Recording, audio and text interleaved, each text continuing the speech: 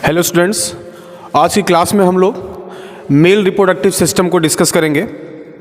अभी तक हम लोगों ने अपनी जो पिछली क्लासेस थी उसमें primary sex organ, secondary sex organ, primary sexual character, secondary sexual character की बात करी। और आपको मैंने ये भी बताया था कि जो सेकेंडरी सेक्सुअल कैरेक्टर होते हैं वो प्यूबर्टी पर आते हैं। प्यूबर्टी क्या है? वो एज जिस पर जो टेस्टिस या ओवरी गैमेट्स बनाने लगे और हार्मोन सिक्रीट करने लगे, राइट। और उन हार्मोन्स के नाते बॉडी में कुछ चेंजेस आए, मेल और फीमेल में जो अलग अलग होते हैं। जैसे आपको मैं अगर बताऊं तो फीमेल में सेकेंडरी सेक्सुअल कैरेक्टर क्या क्या होंगे? ब्रेस्ट इन्लार्जमेंट और प्यूबिक हेयर्स का डेवलप होना, हिप बोन का वाइडर हो जाना, लो पिच वॉइस हो जाना, और मेमोरी ग्लैंड का डेवलप होना, और पिंपल्स का डेवलप होना यानी ऑयल ग्लैंड्स का डेवलप होना, प्यूबिक एरियाज़ में मेलानिन ज़्यादा बन जाना यानी डार्कन हो जाना। इसी साथ अगर मेल्स की बात करें तो उसमें जो सेकेंडरी सेक्सुअल कैरेक्टर है वो कब आएंगे? जब टेस्टोस्टेरोन और जैसे हार्मोन सिक्रीट करने लगेगा। और मेल्स में क्या हो जाएगा? वाइडर शोल्डर हो जाएंगे, है ना, और आवाज़ भारी हो जाएगी यानी वो एडम्स एप्पल क्रैक हो जाएंगे, कुल मिला के बल्ज आउट हो जाएंगे थोड़ा सा, है ना। तो इस तरह के जो कैरेक्टर्स होते हैं वो सेकेंडरी सेक्सुअल कैरेक्टर होते हैं जो प्यूबर्टी के बाद आते हैं, प्यूबर्टी पर आते हैं, राइट। आज हम स्टार्ट करेंगे मेल रिप्रोडक्टिव सिस्टम। अगर हम ह्यूमन के मेल रिप्रोडक्टिव सिस्टम की बात करें तो इसमें प्राइमरी सेक्स ऑर्गन की बात करेंगे तो वो टेस्टिस आ जाएगा। और टेस्टिस आपको वो पता है कि वो जगह है जहाँ पर स्पर्म बनते हैं। स्पर्म क्या है? गैमीट्स हैं। कौन से गैमीट है? मेल गैमीट है, ठीक है। डक्ट्स और ग्लैंड्स ये भी आते हैं मेल रिप्रोडक्टिव सिस्टम में। अब इसको जब हम अभी डायग्रामेटिकली समझेंगे तो समझ में आएगा कि what is the significant role of ducts and glands present in male reproductive system, right. एक डायग्राम हम लोग देखते हैं। यहां पर कहीं किडनी होगी, किडनी से फिल्टर होने के बाद जो यूरिन आता है वो कौन लेके आता है? यूरेटर। दो यूरेटर होंगे। कहाँ ओपन हो रहे हैं? This is the urinary bladder, right. आपको पता है यूरिनरी ब्लैडर की जो सिंगल ओपनिंग है उसे हम क्या नाम देते हैं? यूरेथ्रा। क्या नाम देते हैं? Urethra, right. अगर हम बात करें लोकेशन की, टेस्टिस की, कि टेस्टिस कहाँ लोकेट होता है, तो आपको मैंने बताया था कि टेस्टिस हमेशा जो ह्यूमन बींग्स की बात अगर कर रहे हैं तो वो स्क्रोटल सैक में होता है यानी आउटसाइड द एब्डोमिनल कैविटी। आप ये देखिए, ये स्क्रोटल सैक हमने बनाया है यहाँ पर, इसको लिख देते हैं। This is the scrotal sac. Scrotal sac वो एक्स्ट्रा एब्डोमिनल कैविटी है, चैम्बर है, जहाँ पर ये टेस्टिस ऐसे सस्पेंडेड होते हैं, राइट। पेयर ऑफ टेस्टिस होंगे। और ये आपको क्या दिख रहा है? This is scrotal sac. Testis scrotal sac से मस्कुलर स्ट्रिप से जुड़े होते हैं जिसको हम गुबेर्नाकुलम बोलते हैं, जो आपको मैंने कल क्लास में थोड़ा सा बताया था। अब सीधे बात करते हैं टेस्टिस की बच्चों। टेस्टिस के अंदर फाइन बहुत ही फाइन ट्यूब्यूलर स्ट्रक्चर होते हैं जिनको हम सेमिनिफेरस ट्यूब्यूल बोलते हैं। एक्चुअल में स्पर्म का प्रोडक्शन यहीं पर होता है। बहुत डिटेल में नहीं जाना है, प्रोसेस समझ लेना है। यानी ये टेस्टिस हो गए, दिस इज द टेस्टिस, जिसके अंदर क्या बनेगा? स्पर्म। अगर स्पर्म बन रहा है, जिस आप जानते हो स्पर्म का जो स्ट्रक्चर होता है कुछ टैडपोल लाइक होता है, like this is the sperm, right. ये स्पर्म कहाँ बन रहे हैं? टेस्टिस में। टेस्टिस में बन रहे हैं, साइट ऑफ जो फॉर प्रोडक्शन है वो टेस्टिस है, तो यहाँ से इनको कन्वे भी किया जाएगा, ठीक है। तो टेस्टिस ओपन होता है एक कॉइल्ड ट्यूब्यूल में, जिसको हम नाम देंगे इपिडिडाइमिस। इसका क्या नाम है बच्चों? इपिडिडाइमिस। यानी स्पर्म जब बनता है सबसे पहले कहाँ पर आता है? इपिडिडाइमिस में। इपिडिडाइमिस ओपन होती है एक फाइन ट्यूब्यूल में जिसको हम क्या बोलते हैं? Vas deferens. क्या बोलते हैं? Vas deferens. ये जो मैं फाइन ट्यूब्यूल बना रहा हूँ, डक्ट बना रहा हूँ, this is what? This is vas deferens, right.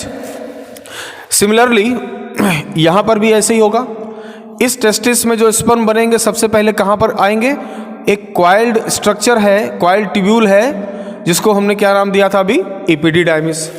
Then again epididymis open होती है एक और फाइन ट्यूब्यूल में, जिसको हमने नाम दिया क्या, वास डिफरेंस, राइट, ये वास डिफरेंस है। अब देखिए बच्चों, वास डिफरेंस जैसे ऊपर की तरफ मूव करता है, यहाँ पर एक वेसिकल लाइक स्ट्रक्चर होते हैं।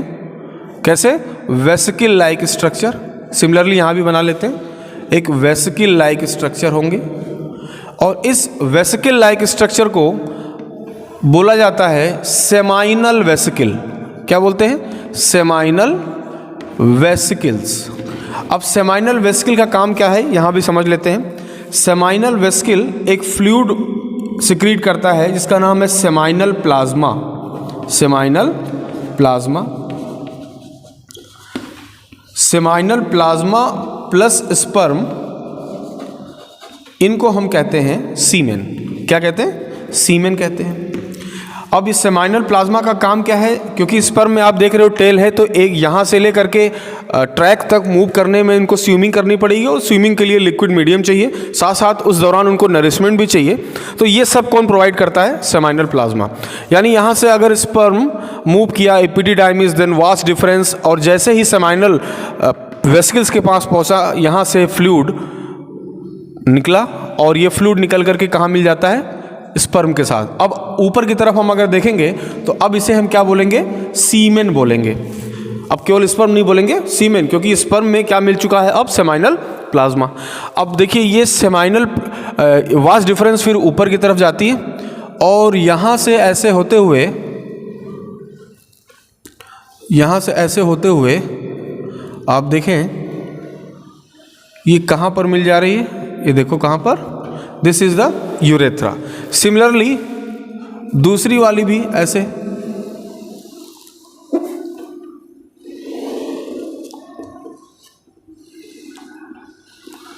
ये वास डिफरेंस कहाँ ओपन हो गई, दिस इज यूरेथ्रा के पास। नाउ जहां पर यूरेथ्रा और वास डिफरेंस का जंक्शन है, उसके बाद का जो ट्यूबुलर डक्ट है उसे हम बोलेंगे urogenital, urogenital track. Urogenital track इसलिए कहते हैं, यूरो से मतलब हो गया यूरिन का, और जेनाइटल से मतलब गैमेट्स का। तो urogenital track is the common passage for the sperm and urine, right. अब देखिए जहां पर ये जंक्शन होता है बच्चों दोनों का, वहां पर एक ग्लैंड पाई जाती है। इस ग्लैंड को हम बोलते हैं प्रोस्टेट ग्लैंड। इस ग्लैंड का नाम क्या है, prostate gland, right. Prostate gland के जस्ट बगल में एक और ग्लैंडुलर स्ट्रक्चर होता है जिसको नाम दिया गया है bulbo urethral gland. Bulbo urethral gland, इनका काम क्या है ये समझ लेते हैं।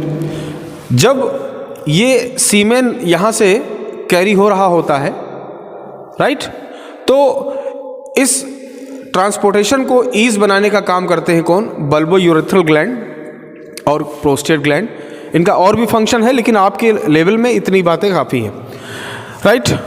अब आपने देखा कि जहाँ पर जंक्शन हुआ है वास डिफरेंस का और उसका यूरेथ्रा का, इसको हमने कहा यूरोजेनाइटल ट्रैक।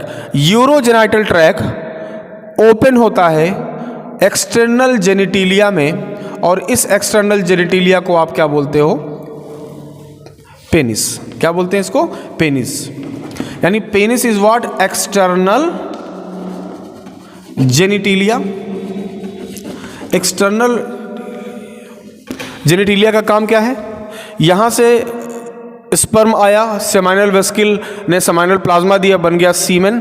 अब ये सीमेन ऐसे कैरी होता हुआ कहाँ पर आएगा, पीनिस में, और पीनिस से यहाँ से कहाँ ट्रांसफर हो जाएगा, during sexual act, during copulation, this gamete get transferred into female reproductive track, right. तो आपने यहाँ पर क्या देखा कि मेन ऑर्गन कौन सा है, सेक्स ऑर्गन मेल के केस में टेस्टिस, जिसके अंदर क्या हो रही है प्रोसेस, आपको पता है स्पर्मेटोजेनेसिस। स्पर्मेटोजेनेसिस की प्रोसेस हो रही है, स्पर्म बन रहे हैं। अगर आपसे मैं पूछूं यहाँ पर कि what is the route of sperm transportation, तो आप सिंपल से बोलोगे testis, then epididymis, then vas deferens, और वहाँ पर सेमाइनल वेसिकल्स, देन आगे आएंगे कहाँ पर, यूरेथ्रा में। आगे क्या बन जाएगा जंक्शन के बाद, urogenital tract, and urogenital tract open into male copulatory external genitalia that is penis, right. ये टेस्टिस केवल गैमिट ही नहीं बना रहा है, ये टेस्टिस केवल गैमिट नहीं बना रहा है, ये बहुत सारे सेक्स हार्मोन, मतलब ये मेल सेक्स हार्मोन्स भी सिक्रीट करेगा, मेल सेक्स हार्मोन। और मेल सेक्स हार्मोन की अगर हम बात करें तो आपको पता है टेस्टोस्टेरॉन, टेस्टोस्टेरॉन। जब ये टेस्टोस्टेरॉन कब बनेगा, जब ये मेल 13 to 14 ईयर की एज में पहुंचेगा। इस एज में टेस्टिस डेवलप हो चुके होंगे और सेक्स हार्मोन को सिक्रीट करने लगेंगे। सेक्स हार्मोन करता क्या है, एक तो टेस्टोस्टेरॉन जो निकल रहा है वो स्पर्मेटोजेनेसिस प्रोसेस को एग्जीक्यूट करेगा, फैसिलिटेट करेगा, इन्हांस करेगा। साथ साथ ही ये टेस्टोस्टेरॉन इस मेल में सेकेंडरी सेक्सुअल कैरेक्टर के लिए रिस्पॉन्सिबल होंगे। क्लियर। तो टेस्टोस्टेरॉन का काम यहाँ पर स्पर्मेटोजेनेसिस को इन्हांस भी करना हो गया, स्पर्म प्रोडक्शन को, साथ साथ सेकेंडरी सेक्सुअल कैरेक्टर के डेवलपमेंट में भी इनका रोल होता है। क्लियर। तो ये था बेटा मेल रिप्रोडक्टिव सिस्टम जो आपने अभी देखा।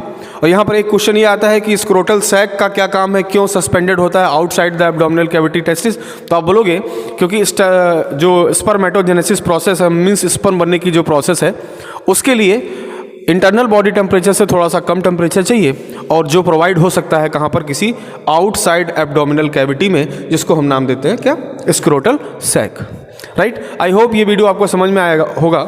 नेक्स्ट वीडियो में हम फीमेल रिप्रोडक्टिव ट्रैक की बात करेंगे, मेंस्ट्रुअल साइकिल को समझेंगे।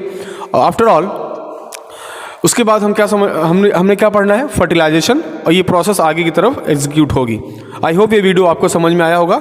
ये डायग्राम आप खुद बनाइए, इनको लेबल करिए, और एक बार आपने लेबल कर लिया तो फिर आपको आसानी हो जाती है, याद करने की कोशिश बिल्कुल ना करें। नेक्स्ट लेक्चर में हम लोग स्पर्म का स्ट्रक्चर थोड़ा सा डिस्कस कर लेंगे और फिर फीमेल रिप्रोडक्टिव ट्रैक स्टार्ट करेंगे। Thank you.